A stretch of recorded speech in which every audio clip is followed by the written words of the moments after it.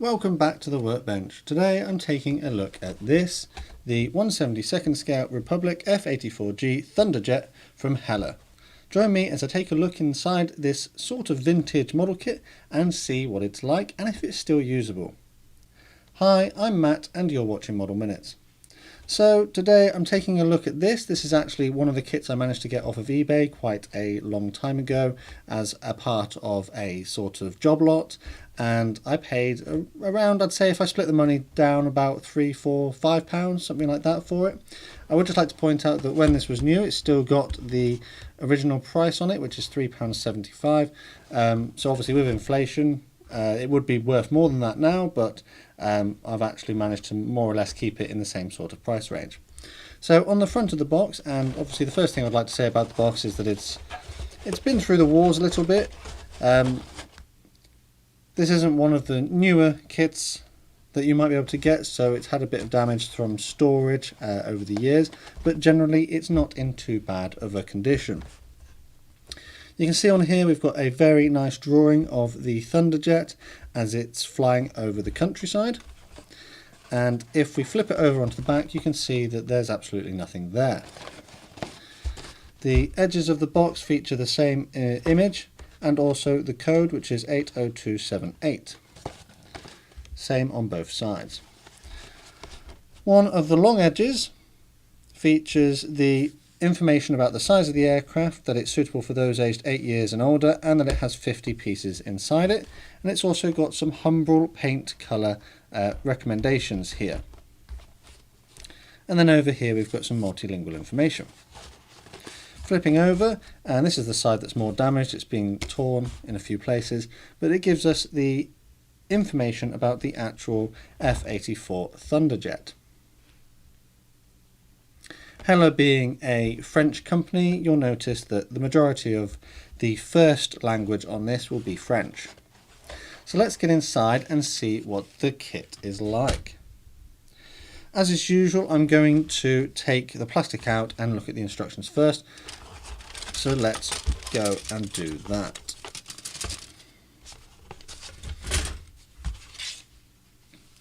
So the instructions, and for those of you who watch my videos quite often, you might sit here and think to yourself, hang on a minute, these look awfully like Airfix instructions, and there's a perfectly good reason for that. Once upon a time, Airfix and Hella, I think particularly around this sort of time period, were pretty much owned and operated by the same people, so they shared a lot of assets and resources and styles, which is also why they recommend Humbrol paints. So on the front here we've got multilingual information about the actual Thunderjet. Flip over and we get to the assembly instructions, and you'll sit there and you'll go, this is exactly the same style that Airfix uses. So we're starting off at the top, we're assembling a very simple cockpit, then the landing gear on the nose. We can build up the two sort of drop tanks that go on the wings. Then step number 5 is actually quite busy, there's a lot going on in here. We're adding all of these components here inside of the fuselage, and I'm pretty sure that you need to install some weight into the nose to make sure that it doesn't sit on its tail if you do intend on having the landing gear in the lowered position. It doesn't look to me as though Hella have actually provided a sort of facility for the landing gear to be raised, but I imagine all you'd need to do is glue the landing gear doors over the open holes, and there you go. So progressing on to step number 6, we've got the cockpit canopy being added. The fuselage has already been closed up from the previous step. The wings are being cemented together, and to be honest, step number 6 has got a lot going on. They probably could have expanded the instructions here into maybe twice the length, because there is a lot going on in these steps, but I think that they would not be too difficult to follow as long as you're just a bit careful. So with that done, let's take a look at the painting instructions. And as was typical of the time period, they are in black and white. More modern releases from other manufacturers tend to do this in colour because it just helps so much with identifying. And also what's slightly annoying is they've done one half of the model is the lower half and the other half is the top half. So on here, for example, this half here is the top half of the model, and then this half here is the lower half of the model, which if you've got a symmetrical model is absolutely fine. But if you've got an asymmetrical model, say for example with camouflage that is all over the place, that would not work at all because you'd have to pretty much guess what this other half should be.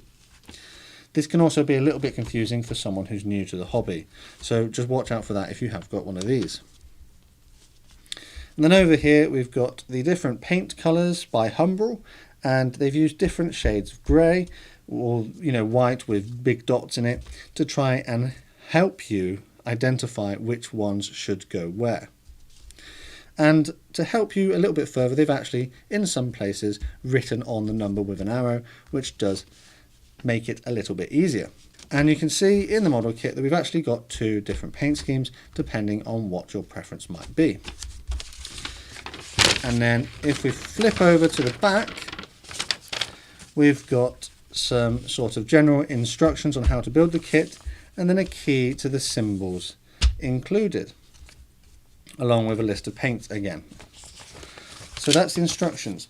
It's worth also mentioning inside the box is one of these, and this is like a replacement parts sort of request form, and you can see that they're all in different languages, so cut out the one you want, send it back, and they might send you the part that you needed if they had one in stock. So let's take a look at the decals. So these are very similar to the old Airfix style decals. In fact, I think they would have probably been printed by the same people. As you can see, you've got one paint scheme at the top and the second paint scheme down the bottom, and they look to actually be alright. They look to still be usable. Naturally, they aren't up to the standard of today's decals. You can see that on these, for example, there's been a bit of a registry issue. The red is not completely central on the yellow, which is a bit of a shame. The blue dots are separate, so you can put them in yourself so that you can get them as straight as possible, because the printing of the day wouldn't have allowed for it to be perfectly central, but that is a little bit annoying. Generally though, the printing seems to be quite crisp. There is a little defect here. Some of the red has come away in the centre of that one, but looking at it, they don't look like they've torn or started to rip. They do look quite thin though, so I wonder if when I come to apply them, they would actually survive the application process. To be honest though, they still look like they might be usable, and we've not had any yellowing either, which can happen with decals over time, so that's a bonus as well. Fingers crossed these go onto the model. So let's take a look at the parts. We've got 1, 2, 3, 4 sprues and a little bag, and like I said, I got this off eBay, so the little bag will be any of the parts which have fallen off the sprue and also the clear parts. I believe that all of this would have come in a plastic bag once upon a time and would not have had the parts loose in the box like this. And there we go. So there are some loose parts, but they've been included, and I don't see any other missing ones, so that's quite good. The kit looks to be complete, and here are the clear components there. So let's take a look at these. The clear components look to be quite well moulded. There is a little bit of flash in a few places. You can see that the cockpit comes in two parts. You get the front and the rear, and we've also got some little lights as well. If we get a bit closer, you can see that the frames have had a reasonable representation on there. They're not as thick as some manufacturers, so if you're brush painting this or even applying tape, that might be a little bit difficult, but you shouldn't struggle too much with that. The glass does have a few scratches in places, but that's probably because of the age. But to be honest, they look to be okay. Here are the loose bits that were in the bag, and they seem to be like the air brake parts and the sort of instruments that go behind the pilot. Let's put those back in their bag so I don't lose them. And then the other 4 sprues. Let's take a look at this one first. So the plastic is a sort of silver colour. It might not show up so well on the camera. It's sort of a grey silver. I'm guessing that was perhaps an attempt by Hella to suggest that you don't necessarily need to paint it, but it's not a sort of metallic silver. It's just sort of a shiny grey, really. On this sprue, we've got the two lower wing surfaces, the tail surfaces, sort of the ends of the wings which have the fuel tanks added to, the landing gear, which actually has the covers moulded onto it, another landing gear leg, and the pilot seat here. And these look like the ducts for the air intake. And the mould quality is okay. There are some recessed details like the lines here for the elevators and the ailerons, but generally though you're looking at raised details. The level of flash is surprisingly low. I was expecting there to be more, but this one looks okay. Taking a look at this one now, this is one of the fuselage halves and some of the drop tanks and some of the smaller details as well. And there is a bit of flash in a few places, but like I said, it's all mostly raised details on here. Turning over, there's a maker's mark on the inside of the fuselage there, and also you'll see that there's no cockpit detail inside the fuselage.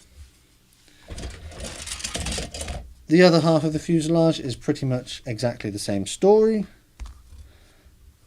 Few sort of rivet details on there. The landing gear wheels look to be quite nicely done. Let's get a close up on that. There you go. So you can see there's some quite nice detail on the landing gear wheels. And you can see representation of rivets and things on the actual fuselage. It looks quite nice, to be honest. Although it's all raised, it does look all right. Flipping over again, there's no detail on the inside there. There's your wheels, they look really nice. And then finally, the last sprue contains the top side of the wings and some more of the drop tanks. And you can see that's where some of the things have fallen off there. Bit of flash again, just needs to be removed, but it's okay. You can see the recessed panel lines there for the aileron and flaps, and then the raised for the rest of the details, and it looks to be okay, if I'm honest. So let's recap.